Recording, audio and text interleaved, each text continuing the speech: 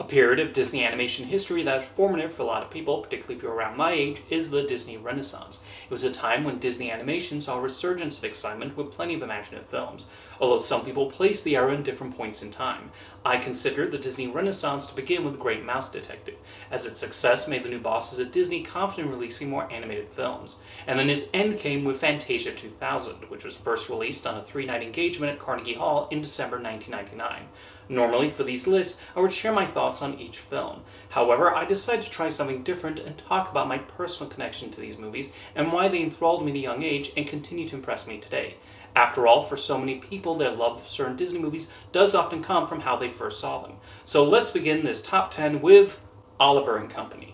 This is a movie I first watched sometime after it was released on VHS, and I found a decent amount of enjoyment from it. It had all the necessary ingredients to make it appealing to me with its charming cast of characters and incredibly catchy songs. Dodger's Big Number, Why Should I Worry, is a song that's been stuck in my head ever since I watched it, although in the years since I've also grown to really appreciate Once Upon a Time in New York City and Perfect Isn't Easy. I don't think I ever watched Oliver and Company again after renting it or borrowing it from the library, but I maintain fond memories of the film. Revisiting the movie years later, I still quite enjoyed the film and found it offered a solid animated film with an endearing set of characters and solid humor and good use of the New York environment. It was especially interesting looking at the film again a few years ago after I read Oliver Twist and saw how much the filmmakers took from Charles Dickens' classic. Admittedly, it's a very loose adaptation, but it was still clever the elements they did utilize in their switch from orphans in London to animals in the Big Apple, and it makes for an entertaining watch. Tarzan. This, along with Inspector Gadget and Toy Story 2, is among the first movies I became hyped to see, trying to find any promotional material I could, from magazine articles to Disney's movie surfers. Everything about the advertising hooked me in, and I was very eager to see Tarzan when it opened. And I absolutely had a fun time with the movie, enjoying the effect of Tarzan swinging through the trees to the tunes of Phil Collins, finding humor in his interactions with Jane, and getting invested in his fight against Clayton. And of course, Clayton's death scene has always stayed with me, and I'm sure I'm not the only one. I even read Edgar Rice Burroughs' first Tarzan book that summer, and would revisit the film when it was released on video. Years later, I got Tarzan on DVD, and it is a movie I find myself returning to on occasion, as it holds up as an entertaining ride with plenty to appreciate the way the filmmakers brought this iconic ape man to animated life. One of my favorite aspects has long been the Tarzan-Jane relationship, mainly because Jane is not your conventional Disney heroine, further helped by Minnie Driver's voice acting and Ken Duncan's animation. So seeing her decide to stay with Tarzan, go swinging together at the end, it's difficult not to smile. Fantasia 2000. I'd of course seen the original Fantasia, and having always had an affinity for classical music, a new film did catch my interest. I did see the film at some point during its initial 4-month IMAX run, and it was a spectacular way to experience it for the first time. It was amazing seeing the Sorcerer's Apprentice segment on such a massive screen, although my favorite segments besides that one might have been Rhapsody Blue, Carnival of the Animals, and Pomp and Circumstance. They are admittedly the most colorful and energetic segments, but I really like most of the other ones too. Afterwards, I even got an official Fantasia 2000 Sorcerer Mickey, which, as you can see, I still have today, and I listened to the soundtrack a lot. When the film was first released on Blu-ray, together with Fantasia, it was a must-have, and I've definitely watched it on multiple occasions. It remains such an inspired combination of animation and musical pieces done over several years by the Disney artists at the time. But I'll never forget that first viewing on IMAX, and how it propelled me to these other worlds the animators did a marvelous job of bringing to the screen, along with the fantastic orchestrations.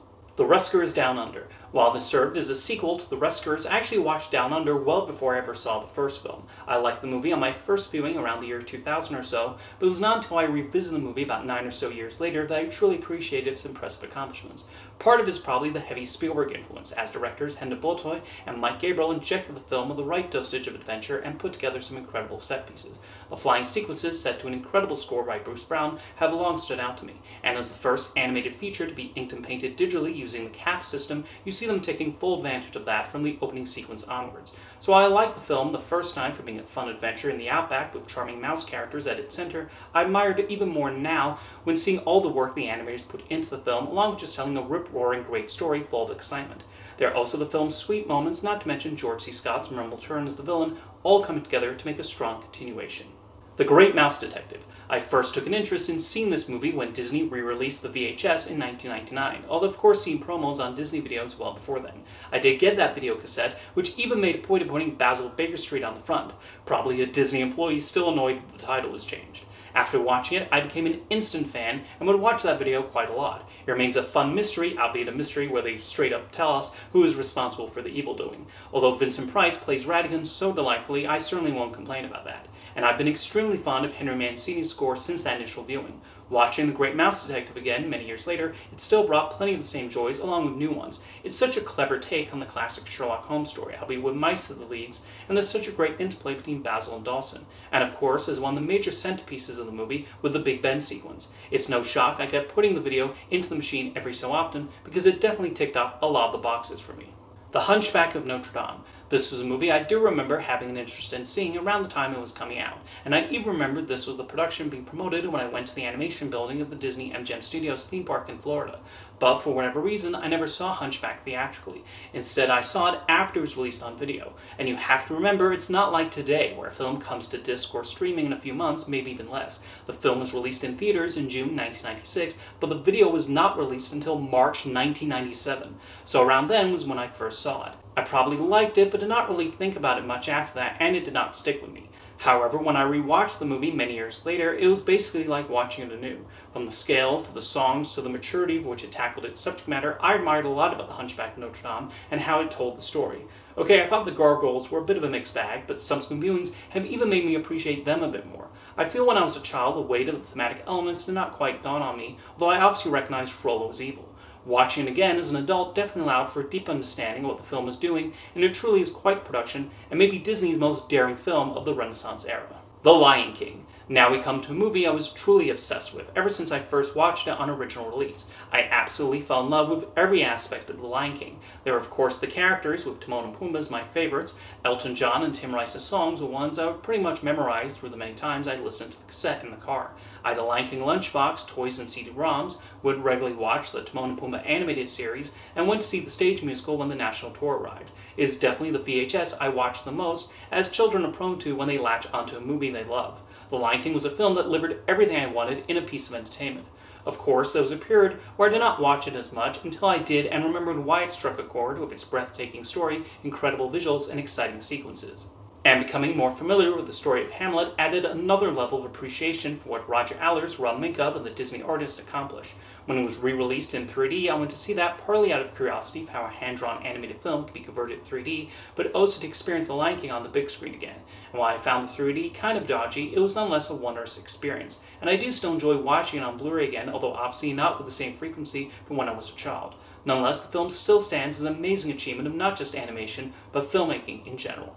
The Little Mermaid. While certainly not nearly as much as The Lion King, this was another film I would actually watch quite a bit on video. And why not? It has all the ingredients for an animated Disney classic, with its delightful heroine, delightful sidekicks, diabolical villain, and terrific songs. Ron Clements and John Musker delivered all the stops in making The Little Mermaid something special, with Howard Ashman also playing a pivotal role in its production with his storytelling skills. I know the part I liked the most was the Under the Sea musical number, with its whimsical tune and high energy, but I love the movie as a whole. I don't think my adoration for The Little Mermaid ever waned, and I'll naturally appreciate it on an additional level in my adult years, with the way the animation was done and the story was told. A lot of the Disney Renaissance films that followed used this as a template, and for good reason, as it was an excellent film, although the other films on this list still did other things rather than merely repeating Little Mermaid beat for beat. It certainly deserves its place as a high point in Disney animation history.